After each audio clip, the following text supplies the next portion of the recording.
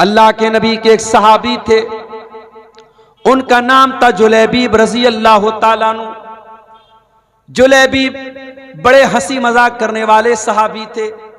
वो अल्लाह के नबी के पास आते थे, हंसी मजाक करते थे, अल्लाह के नबी को हंसाया करते थे। जुलैबीब रजी अल्लाह ताला अन्हु के चेहरे पर चेचक के कुछ दाग भी थे, उनके चेहरे पर कई दाग थे। वो ज्यादा खूबसूरत भी नहीं थे, काले कलूटे थे। एक मर्तबा अल्लाह के प्यारे नबी ने हजरत जुलैबीब से पूछा कि ऐ जुलैबीब, क्या तुम्हारी शादी हो गई है?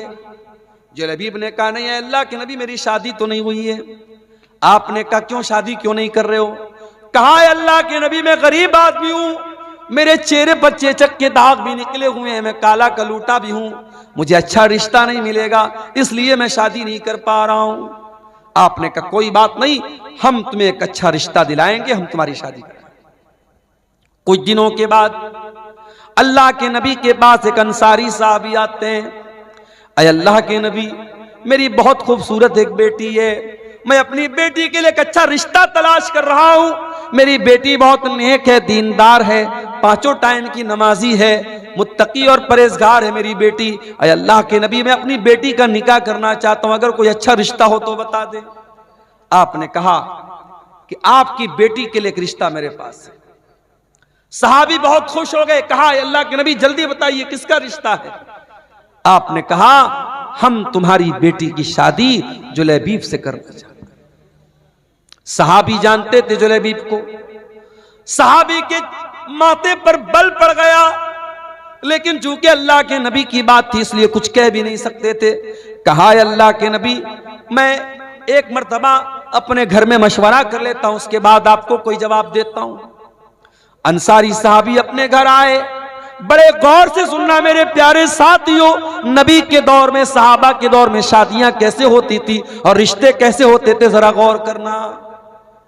अंसारी साहबी अपने घर आए और अपनी बीवी से कहने लगे कि ऐ मेरी मोहतरमा, है मेरी बीवी, अल्लाह के प्यारे नबी ने हमें एक रिश्ता दिया है, हमारी बच्ची के लिए, हमारी बेटी के लिए एक रिश्ता पेश किया है। उसकी बीवी भी बहुत खुश हो गई। कहा किसका रिश्ता पेश किया? अल्लाह के नबी ने। कहा है मेरी बीवी, अल्लाह के प्यारे नबी ने हमारी बेटी के लिए जुलैबीब का रिश्ता पेश किया है। वो औरत भी जानती थी जुलैबीब बड़े काले कलूटे साहबी हैं, उनके चेहरे पर दाग हैं और वो गरीब भी हैं। कहा कि नहीं नहीं, हमने बड़े अच्छे अच्छे रिश्तों को ठुकरा दिया है, हम अपनी बेटी की शादी जुलैबीब से नहीं कराएंगे। फैसला कर लिया माँ ने और बाप ने कि नहीं, हम ये रिश्ता कबूल नहीं करेंगे। हम लोग अल्लाह के नबी को जवाब दे देंगे कि अल्लाह के नबी, हमें ये रिश्ता मंजूर नहीं है। बाप जब जाने लगा घर से, अंदर से लड़की आई, ऐ मेरी अम्मी जान, ऐ मेरे अब्बू जान, 1 मिनट मेरी बात सुन लीजिए। आप लोग ये रिश्ता पसंद नहीं कर रहे हैं, लेकिन आप ये भूल रहे हैं ये रिश्ता नबी ने पेश किया है, ये रिश्ता हमारे पास लाने वाले अल्लाह के नबी हैं।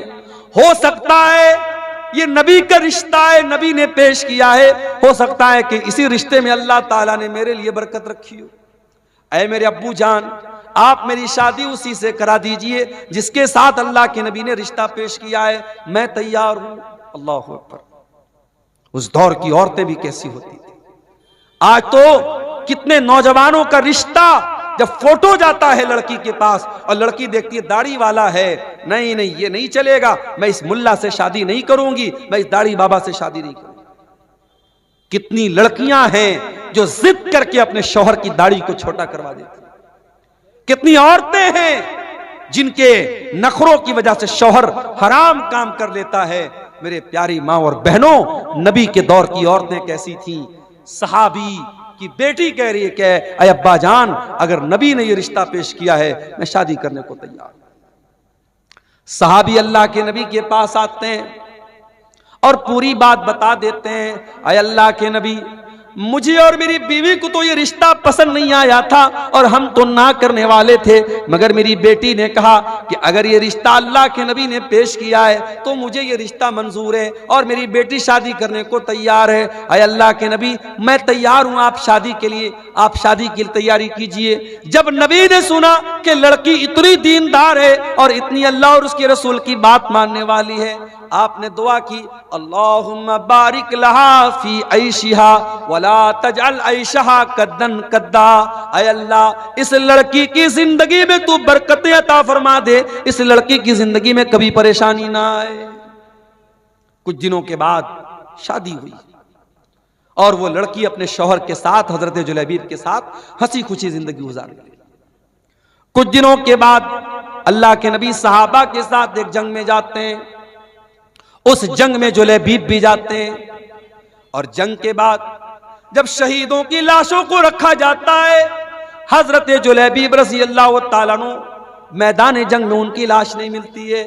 अल्लाह के नबी अपने सहाबा से कहते हैं, जरा तलाश करो, कहीं ना कहीं जुलैबीब की लाश भी मिलेगी।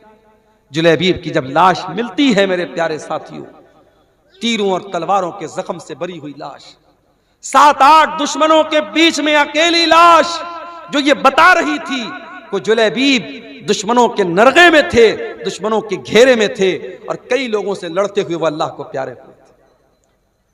अल्लाह के नबी ने देखा जुलैबीब को, आपने कहा ये मेरा नौजवान सहाबी है, इसने अल्लाह की राह में लड़ते लड़ते जान दे दी है। आपने जुलैबीब की लाश को उठाया और अपने कंधे पर आपने उठा करके उसकी लाश को कब्र में आपने उतारा। दुनिया के जनाजे के लिए चारपाई आती है, दुनिया के जनाजे को लोग अपने कंधों पे लेके जाते हैं और जुलैबीब की लाश को अल्लाह के नबी अपने कंधे पे लेके जा रहे हैं और आपने अपने हाथों से कब्र में उतारा और आपने दुआ की, ऐ अल्लाह, मैं इस बंदे से राजी था और तू भी इससे राजी हो जा। सहाबा कहते हैं कि जुलैबीब की कब्र को देख करके और उनकी लाश के साथ नबी का मामला देख करके हमारे दिल में यह तमन्ना पैदा हुई कि काश ये हमारी कब्र होती और नबी ने हमारे लिए दुआ की।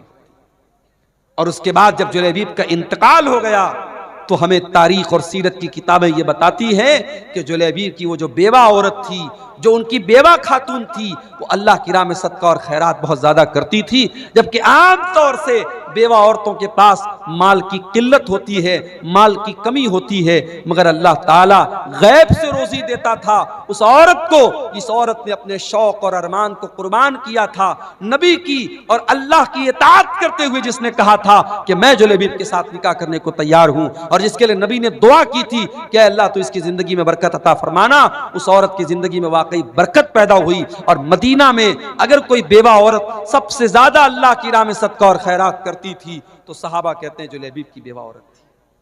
मेरे अजीजों, मेरे भाइयों, मेरे बुजुर्गों, ये सहाबे किराम की सोसाइटी थी। हम और आप जरा अपनी सोसाइटी का जायजा लें। हमारे यहाँ रिश्ते नाते में सिर्फ हम सामने वाले की खूबसूरती देखते हैं, सिर्फ रुपया पैसा देखते हैं, सिर्फ जात और बरादरी देखते हैं, हम दीनदारी नहीं देखते हैं। ये जहेज की रस्म ये नहीं खत्म हो सकती, ये लालच नहीं खत्म हो सकता जब तक हम रिश्ते नातों की बुनियाद दीनदारी पर नहीं करें।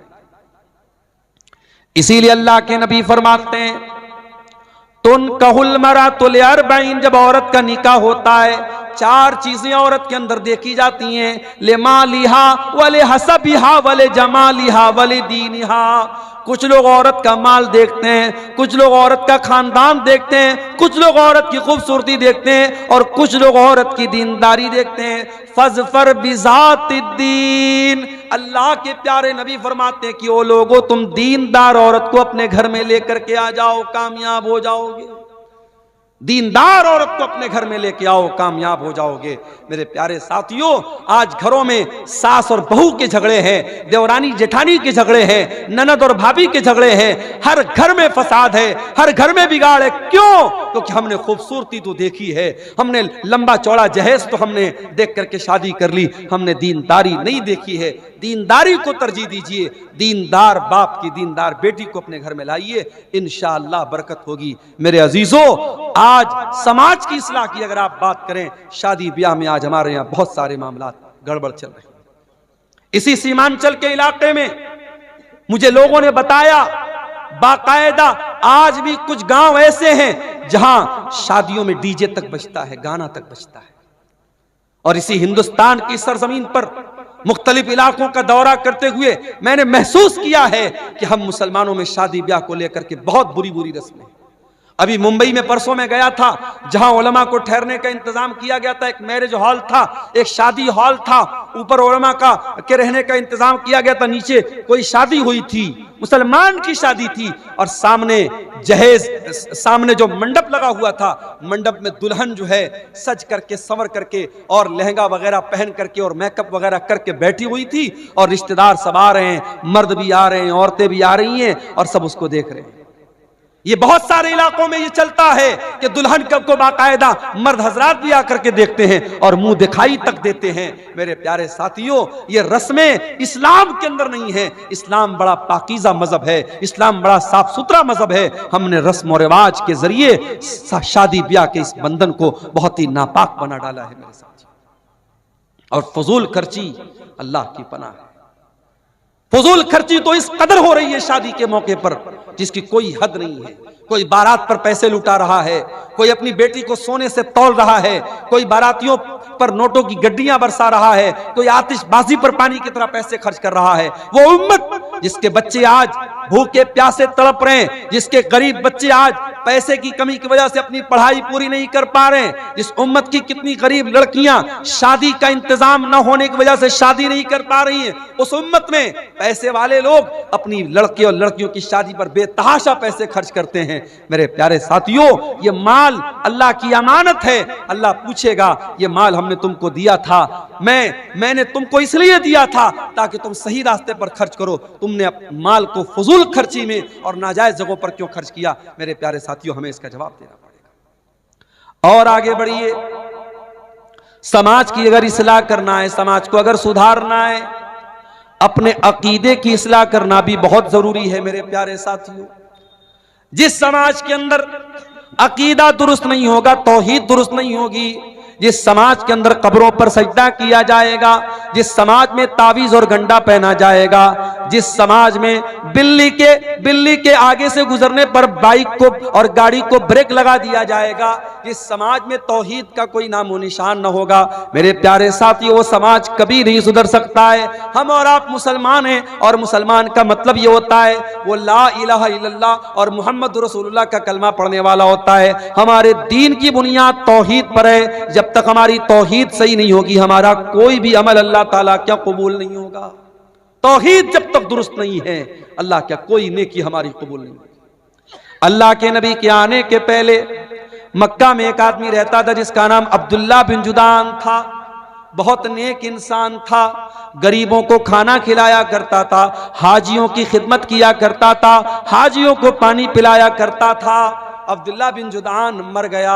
हजरत आयशा ने अल्लाह के नबी से पूछा, आए अल्लाह के नबी, अब्दुल्ला बिन जुदान तो बड़ा नेक इंसान था, इतनी गरीबों की मदद किया करता था, दान पुण्य का काम किया करता था, खैरात किया करता था। आए अल्लाह के नबी, क्या अब्दुल्ला बिन जुदान को उसकी नेकी कयामत के दिन काम देगी? क्या वो अल्लाह ताला के जन्नत में दाखिल हो जाएगा? क्या वो जहन्नम के अजाब से बच जाएगा? अल्लाह के नबी ने फरमाया कि नहीं, ऐ आयशा, अब्दुल्ला बिन जुदान की नेकी उसके कोई काम नहीं आएगी।